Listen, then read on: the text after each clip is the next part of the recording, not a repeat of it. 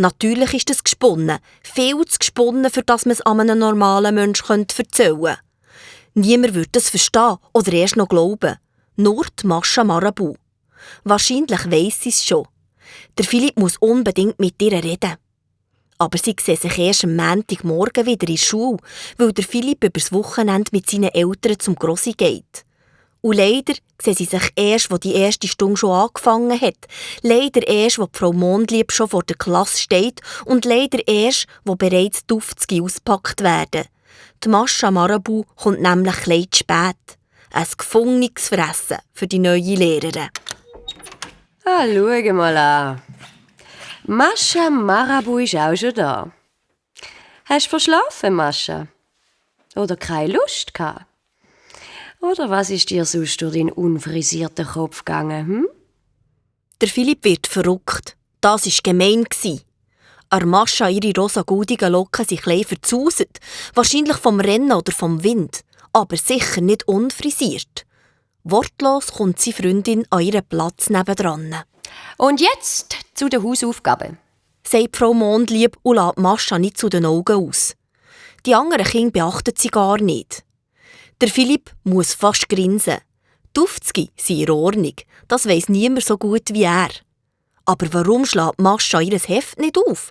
Und warum lächelt Frau Mondlieb so böse? Ich glaube, ich sollte mir deine Aufzüge mal anschauen.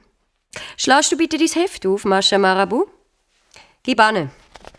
Wie hast denn du das hingekriegt?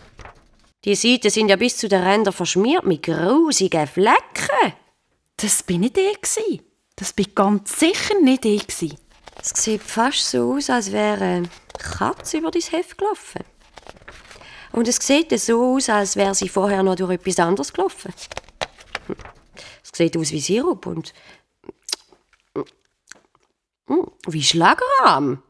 Und Duftski? Die hast du vermutlich erst gar nicht gemacht, habe ich recht?